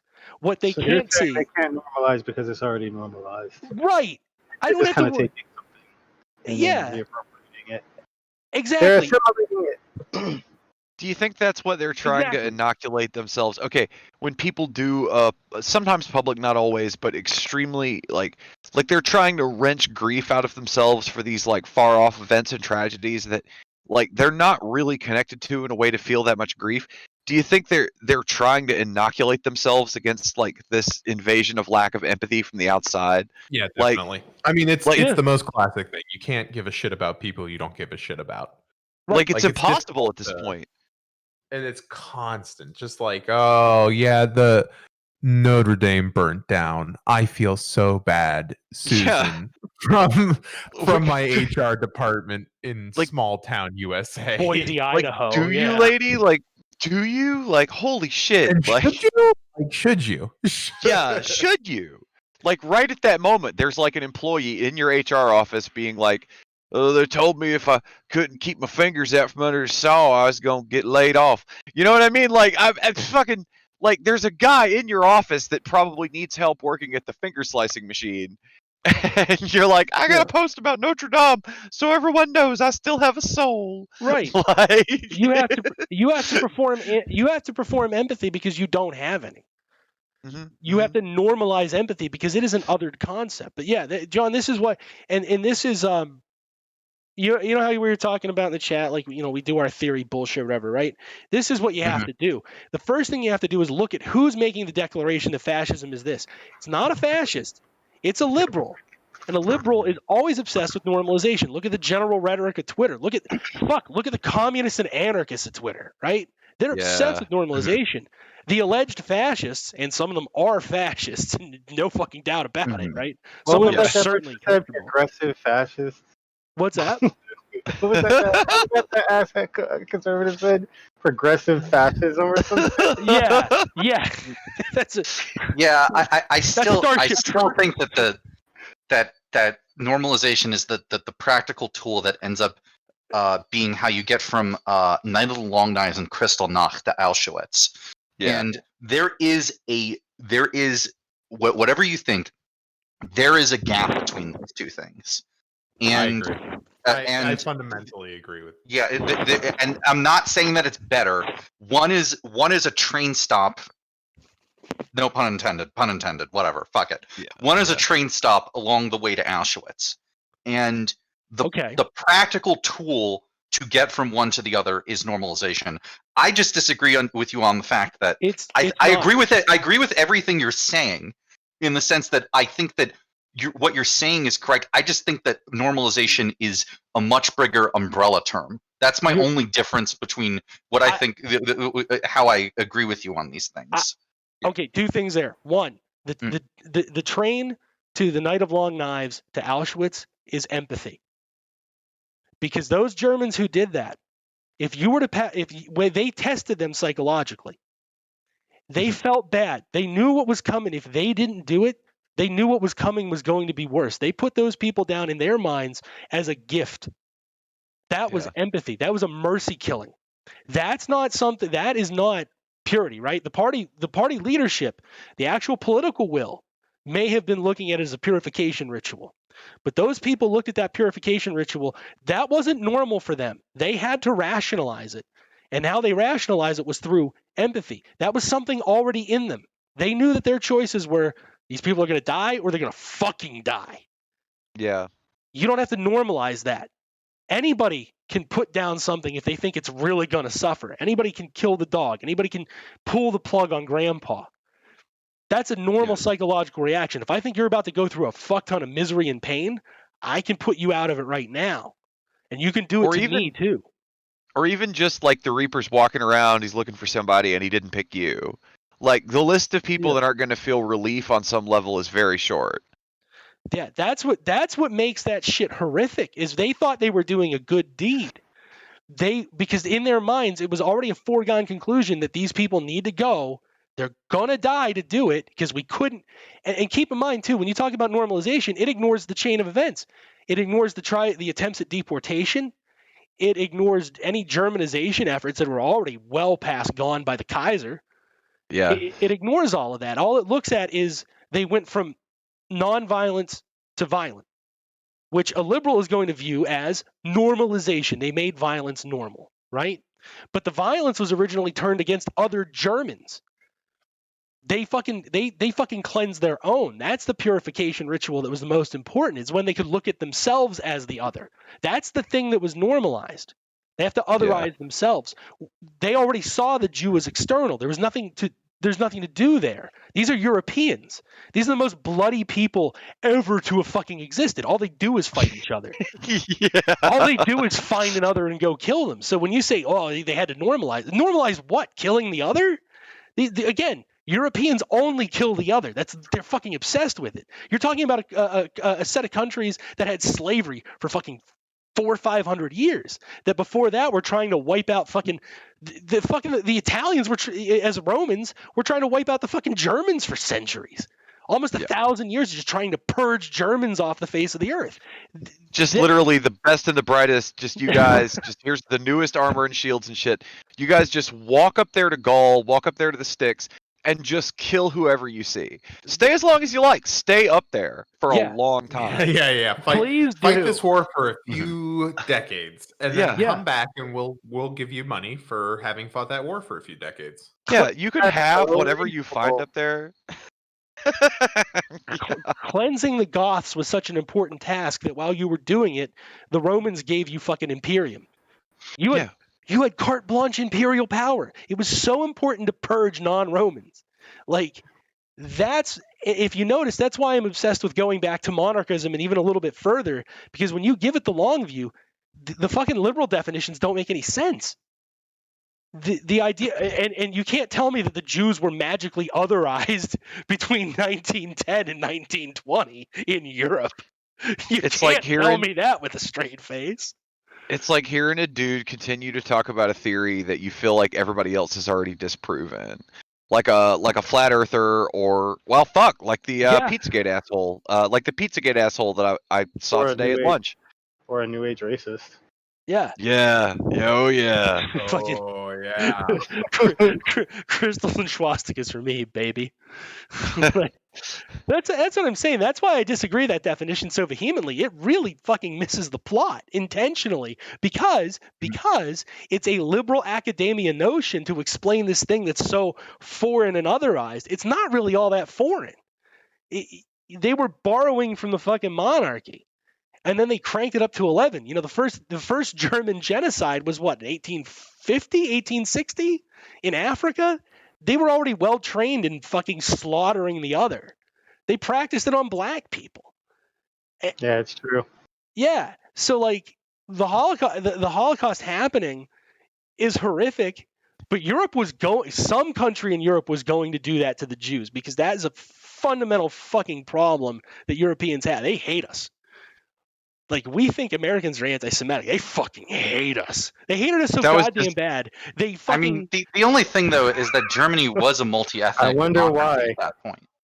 No, it wasn't. What it was you had the Weimar Republic, which was a hastily cobbled together democracy that was multi-ethnic in this, as much as you consider French Germans, and French multi-ethnic, and then you smatter some Jews and a couple errant black people in there, and maybe a Polish person or two, you know, and the rest of it. Yeah, but I mean, the point being, though, is at that point Jews had been integrated into society at a level that they hadn't been before, which meant that to the contemporary German at the time, who was a liberal subject, being part of that multi-ethnic democracy, and how do I put this? Experiencing the Jew in their daily life more than any other German had at that point in time. The modern German, at least the urban one, yeah, I mean, they had to have that stuff normalized on a certain level. Of course, the thing about that is that I'm talking about probably a smaller swath of Germans than the majority at that point. If you're talking about what they had to do to a minority, then what about the body politic itself? What about the great mass? What did they have to do? Well, they just had to pretend it wasn't happening. Dude, it is interesting thinking about it in those terms. Like, okay, if the idea that somebody is about to dunk on the Jews really hard for nationalism purposes, and like that idea was just floating around in the zeitgeist of Europe or whatever, like that built up, like not just in Germany but in every country, and then Germany did it. Like, that is an interesting way to look at that shit. I've never really. That's fucking dark as fuck. Yeah, well, it's always been there. For fuck's sake, they called us blood drinking demons back in 1600. That fucking idea is old. You know, they called us slimy merchants in the 1300s. Fucking Shakespeare wrote about how awful we are. You only drink a little blood. Yeah, that's not fair. You only drink a little blood. That's right. And some of you were slimy merchants. And it was college. It was college. What It was college. It was college. We all drank a little blood in college. Don't give me shit. We were all goth. We went to Blood Libel University. Everybody was doing it. Yeah, that's why I fight so vehemently against that notion, because I think it's an intentional misunderstanding. Because of course neoliberalism has to normalize shit because it doesn't have a grand myth, and neoliberalism doesn't actually want the same thing as fascism. A grand myth, grift. Like it has a grand grift, but not a grand myth. Would you say the closest thing to the grand myth, would you say it's the end of history? Would you say it's the fucking Fukuyama bullshit? I will give you that, but think about that myth. The myth is that there's no myth. The myth is that don't be looking for a myth, because now we're just going to chill. That shit ain't happening. If you look at, okay, let me compare it this way, right? If you look at liberalism, we have the strength within ourselves to make society better. If you look at libertarianism, everybody should have the individual strength to make their situation better. If you look at communism, collectively we can make life better. If you look at anarchism, collectively we can overthrow things that make us miserable so we're all better off. If you look at fascism, if we return to our roots, life will get better. If you look at neoliberalism, nobody is coming to fucking help you. You're on your own, motherfucker. This is how things are. Yeah. It is fascism stripped of salvation. So, and I disagree with Matt Christman on this. If you remember, he said like Modi is an aberration, a neoliberal fascist. I think it's an aberration because you're trying to reconcile dialectically no salvation and salvation. It's the final form. It's the first three forms. He gets to have his cake and eat it too, as in he gets to appropriate a lot of the stuff that gets used against Jews but against Muslims. Yes. But also like leave out pieces that make the Jew inconvenient as a punching bag as well. I don't know if he's the model going forward or whatever necessarily, but he, more than almost any world leader, has gotten to have his cake and eat it too on that end. It's very interesting on that level, honestly. But I will say this much, at least. At a certain point with neoliberalism coming to normalization, and you talk about, going back to the roots as being a piece of fascism, or like a central tenet of fascism or whatever. The thing that I find the most interesting just about that dynamic is, like, what is the point where we're so used to the state of neoliberalism and we're such liberal or neoliberal subjects that going back to fascism is something that is foreign enough to us that it requires the sort of normalization that you say is not part of it? Because I can understand what you're saying as to Germany pitching that and having that be, well, no, this is just the way things have always been. Whereas with neoliberalism, the way I see it, and again, I get at what you're getting at with, neoliberalism just being a, the stripped down version of fascism or whatever. But fascism with deep cynicism. It's Frieza, like when he finally changes, he gets bigger and bigger and scarier and creepier, and then when he finally gets to the final form, he's a little round guy. He's kind of effeminate, kind of delicate. The thing about it, though, is that I think neoliberalism begs for a world state in a way that maybe that's the difference, right? That neoliberalism desires an ultimate world state, whereas fascism doesn't necessarily. Didn't they? Germany did an awful lot of conquering. Italy did a lot of conquering. Spain wanted to. But Germany, like the motherfuckers, they drew a picture of a big octopus all over the world. But like, did any of them really want to be that octopus? Did any of them really want to have to run all them fucking tentacles? It sounds complicated and it sounds like a pain in the ass. Well, they did draw that fucking picture though. My understanding of it was that Germany wanted to like do colonialism in Europe, essentially, like to its neighbors, because it didn't get a shot at actually doing like the actual colonialism or whatever. Right. So I can see that, but I think that there are versions of fascism that are not expansionary. In fact, that's the primary pitch of the alt-right idiots, at least, which is that we're just going to do this, but we're not going to like have colonies or expand or whatever. We're just going to do this like internally. And I think the idea that like fascism couldn't I think the idea that fascism is always inherently expansionary is not necessarily true. I would agree with that. I would agree that newer fascist thinking would eschew internationalism, if you will, where it would want to focus on the individual nation state. Well, I feel like it is expansionary. It's just changed with the modern version of expansion. Like, colonialism is difficult and expensive. What's more interesting would be like spreading your own personal ideas. Like, if you can convince everyone that you're the most correct, that's more appealing, and it has the same sort of emotional connotation of like conquering. Do some nice puppet states. Get you a couple. Yeah, basically, it's like a puppet state is the perfect ideal. Like, And yeah. I don't need to control that country. I just need the guy who's in charge of it to like me. Yeah. another, and Right I back to also think slavery. this is an important piece of the palingenetic ultranationalism thing, is that another simpler way to put that is replicating the individual on a national level, which is to say, the individual is the individual is what comprises this nation, right? Whereas when you look at communism or whatever, that's not what communism's pitch is. That's that the proletariat, that there's like a class of people that are all different people, but they have this thing that ties them together.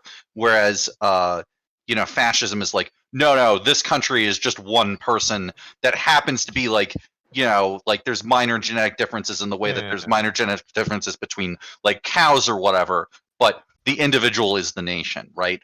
And neoliberalism, I don't think it necessarily has that, because neoliberalism says, well, no, the world is going to be under this system, and there are going to be different types of people, but the thing that comprises who's at the top of the hierarchy, I mean, it's not.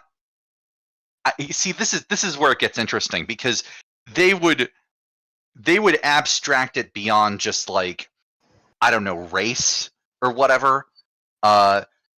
See, that I think that's one of the things that's interesting about neoliberalism on a level, and it is different, right? I mean, neoliberalism and fascism are not exactly the same things, and you can certainly argue that there are aspects of neoliberalism, or maybe as a whole, neoliberalism is worse than fascism. But the differences are interesting in the sense that I would say that neoliberalism describes not an individual, but like some sort of merit-worthy fact about the individual that is the only important thing about that individual, Monarchs. right? Yeah, Monarchs. They love the shareholder. I mean, the no, like an aristocracy or whatever. Yeah, the liberal loves the shareholder. The libertarian loves the shareholder.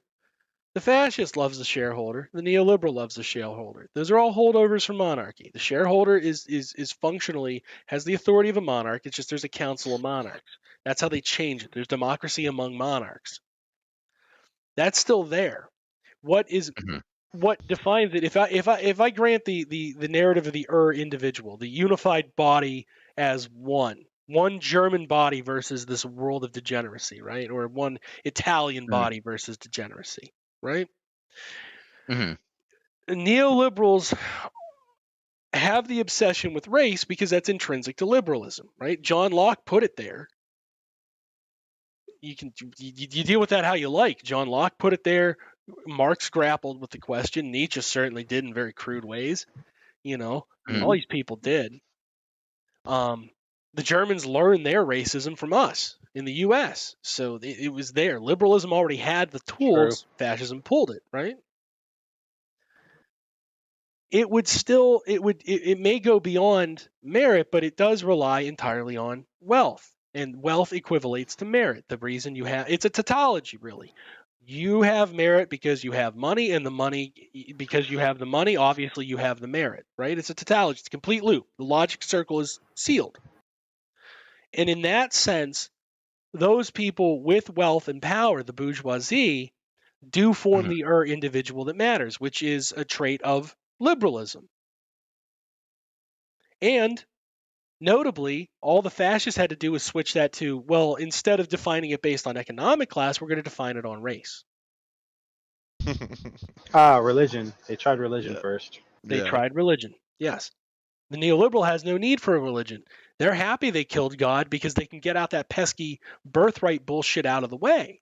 So the racism is intrinsic to neoliberalism, but it is a vestigial holdover that they have grown to accept because they have accepted eternality. You don't say the world, this is the end of the world, or there is no alternative. The end of history. You can't say all this stuff if you haven't accepted eternalism, right? So the racism is there. We weren't lucky enough to solve it in the 90s. Guess it's stuck. We're stuck with it. We can only manage this wound, right? But they still have the individual myth, whereas the anarchists and the communists don't. our formulation is different. We believe that if you're a member of the working class, you can be any different identity because those collective individual identities make up the working class. And with an anarchist, every individual monad is its own individual. 1 equals 1. So when you come together, you're all coming together. It's still in that market bullshit, right? That's why I don't like it.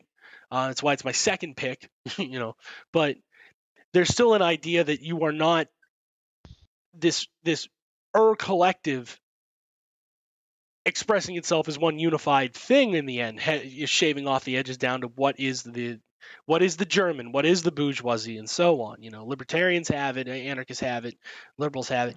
Fascists and neoliberals both have this myth, and monarchs have this myth. You're a subject of the king, ergo the king is the body politic, so on, right?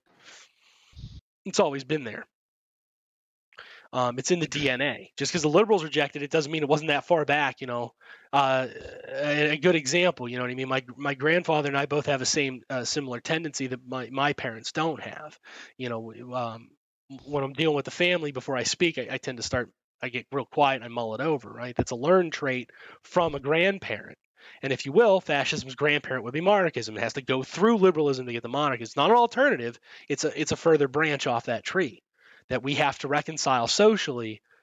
The liberals did everything they could to fucking disavow communism and fascism, right? Because they want their history to be, we had the monarch, we killed the monarch. We had the god, we killed God. Now we have the history's over, we did it. That's what they want. Pat on the back, yay! Yeah, let's all celebrate. Everybody has a big party now. And it does make sense ideologically. Something, if you've killed God, history can't proceed any further. That's it. That's the end, because that's Alpha and Omega. We've met Omega. If we fucking killed God, the Omega, we've definitely reached an Omega point. So eternality is built into neoliberalism. It has to be. Whereas the fascists don't have that sense of eternality. They want the opposite. They want to go back to where there was not only is there history, but there was a way to forge a new history. There's just this inconvenient middle period called liberalism, right? Pesky bugger. Pesky bugger. But yeah, that Pangellinic bullshit, that's something I am extremely skeptical of that definition of fascism. I really don't buy it. I really, honest to God, it's far more complex. And it has, of course, it has that individual overtone, right? Which, if you go, that's the ultranationalism part, fine.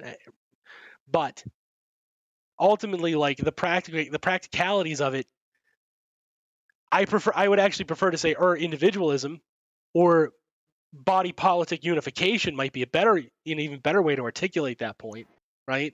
The state and the race, or the state and the religion, or whatever. I don't know. Theoretically, you'd have straight fascism, right? I guess that's what a trad Catholic. Yeah. So you straight fascism, but you could just easily have gay fascism, trans whatever. All you need is a fucking majority. It might be difficult to reach. Rainbow fascism. Yeah, there's a whole bright rainbow of potential fascism. It's you pick an identity group. It doesn't matter. Right. I'm sure there's like an office like in a government building somewhere where the sign above the door says in quotes it says Rainbow Fascism Project. I'm totally sure. Like, I mean, that's well, that's I have absolutely... an office now, so I fully plan on putting that sign above my door, I can assure you. Yeah. Rainbow Fascism Project in progress. Speaking of Joe Biden, what do you guys think of the infrastructure plan?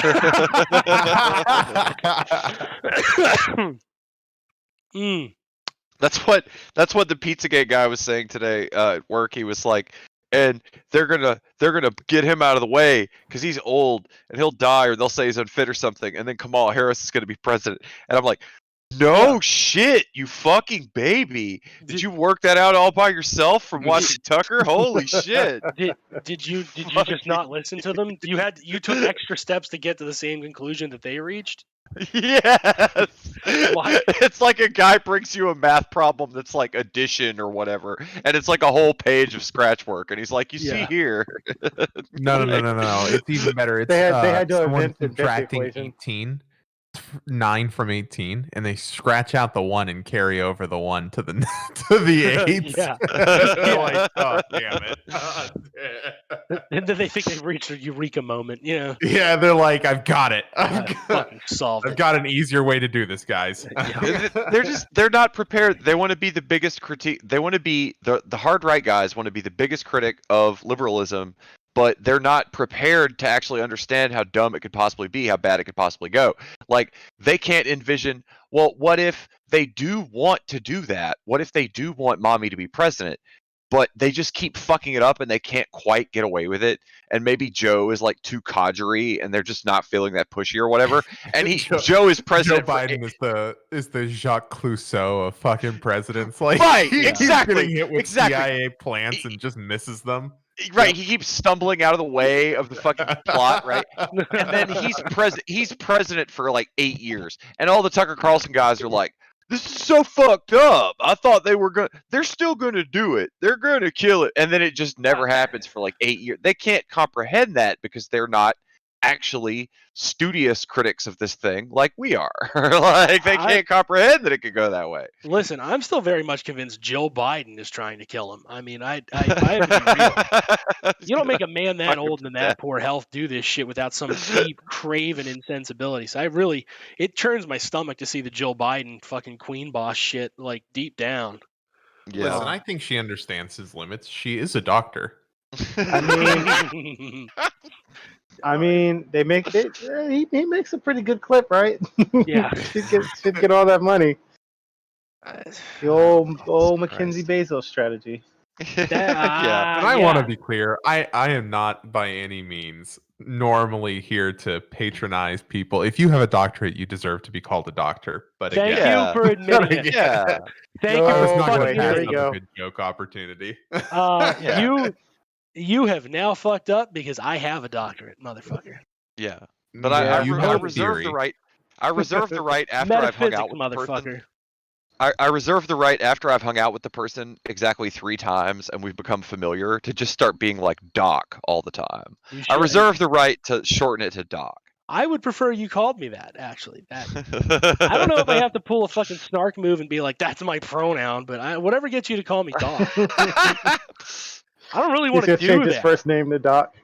Yeah. I wish you made that up for a joke, but like that totally already is all over the place, I bet. Like, Oh my god, yeah.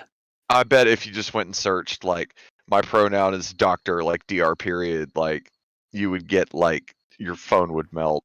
I guarantee in England there's a bunch of insensitive transphobic bitches who are doing that right now. Oh Yeah. god, yes. Fucking There you go. Ugh. It's a turf own for sure, yeah. It is definitely. All right. Well, we've gone a That's little all. longer this time, which is Did we? surprising. Yeah, we're over like 16 minutes. I'm fucking amazed because like when we have a plan, we're like we can barely do a tight hour, but the minute we don't have a plan, like let's go from Japanese porn to defining fascism. Fuck it, fellas. We have a Let's do it. solid plan, and the true horrors ending us at like the 45-minute mark. Yeah, 15 minutes. No, in, we- Drew's like, we guys, this fixed is an that. amazing episode. No, we fixed that. We fixed that in post. Yeah, We yeah. don't. That's I don't the know what problem. you. Yeah, sure. Why not? Yeah. At this point, what are we going to do with you? But you have to remember that we're not your show, man. You're which is great content, but you have a post. We're doing this live. That means it goes from our fucking mouths out to the internet's ears. Yes, And you're I correct. will Once again, we are not. all alive while we're doing this. And yeah, That's what at this rate. I'm not. I'm gonna have. don't Speak for you get it? yourself. We're all already dead, Coral. We're all already dead, Coral. Don't you get it? That's the plot of the fucking show, buddy. We're the Walking Dead. Get it? We're the Walking Dead. This is what happens if you are a British actor and you learn to speak in a Georgia accent, and then you do it for 8 years. It changes into just guttural noises. Coral. It's always been guttural noises. My accent is Coral. decomposing like these very zombies. You people didn't get the plot for fucking 5 years, so I had to explain it this way, Coral. His accent is The Walking Dead. Yeah. Come on, Shane. We're already They get- dead. Did you they fuck get my to it in- wife? They get They get to it in 2 hours in Night of the I'll Living put these Dead. intros on you. Yeah. Either version of Night of the Living Dead, Romero gets to it in 2 hours. Yeah, you know. he cuts the bullshit, which is great. No, the fucking. I like how nobody got the plot of that show, so they had to fucking put it in that's the story. I like how nobody got the plot of the fucking comic books. They had to put it. Oh, we get it. Oh, we're all fucking consumerist zombies, and now we're all living dead because we don't know what to do with ourselves. Oh no! Yeah. Wow, what an original critique of fucking consumerism. Oh my god, haven't heard that before. We're the Even given a completely fresh start, it would still be completely poisoned by territorial and capitalist urges. Okay, all right. Oh, look, this guy has a red scarf like Caesar. Okay, he's going to do a decimation now. Okay, all right. Oh my god, wow. Kaiser, yeah. Yeah. Kaiser. Yeah. No, I fucking just a quick aside before we do wrap up tonight. I hate that zombie content. I really do. Like, yeah. And I got my kick. Whoa! Don't be insulting my zombies, bro. I'm sorry, dude. I'm coming for him right now. Dan Cohen, fucking harsh criticism. Because like, here's the thing, man. The fucking fatalism in that shit. Look, we're all pigs. We're all terrible. Number one, always white people. Number two, institutions. You know, the funky academic is right. The funky academic is fucking right. It's the institutions that produce these fucking monsters, and nobody wants to fucking take responsibility for letting this shit go on. That's the real ass fucking problem. Yeah. He's dead on. What problem? The problem isn't consumption. The problem isn't the body that produces or consumes. The problem is institutions produce bodies that consume fucking bigotry and fucking produce more fucking bigotry. That's the fucking issue. Certainly what we were producing at my job all day today. All I can day. personally vouch for that. All day. Nothing but fucking swastikas and fucking copies of the Elders of the Protocols of Zion. Fine country down home artisanal. Why work there? Look, you know, just because you don't like something doesn't mean you aren't good at it. Like, you know, like, I mean, I keep the down home country fried artisanal racism rolling off that motherfucker. Just because you don't like something doesn't mean that you don't just totally rule at it. You know, men have destinies. Men are called to their destiny. That's true. That's right. And if we would just return, you know, for some people it's a destiny of public service, and for others it's to take underage women across state lines and pay their friends via Venmo. God in heaven deciding who's gonna go and do what. Okay, you're gonna be a chud.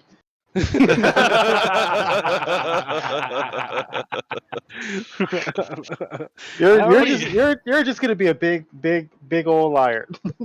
All right, buddy. I get to be a cannibalistic humanoid underground dweller. That sounds awesome. Yeah. No, this is a different thing. No. I'd like to end tonight with his modified Zizek quote. You know, I already am a cannibalistic humanoid underground dweller. I dwell in ideology. You know, that's it. Which part of that was modified? The ideology part, I know. No. Actually, fun fact. You want to know what that is? If you watch The Pervert's Guide to I believe it's The Pervert's Guide to Cinema, there's the scene from They Live where he says, now, you're going to put on those glasses or you're going to be eating out of that trash can. And Zizek retorts, I already am eating out of the trash can of ideology.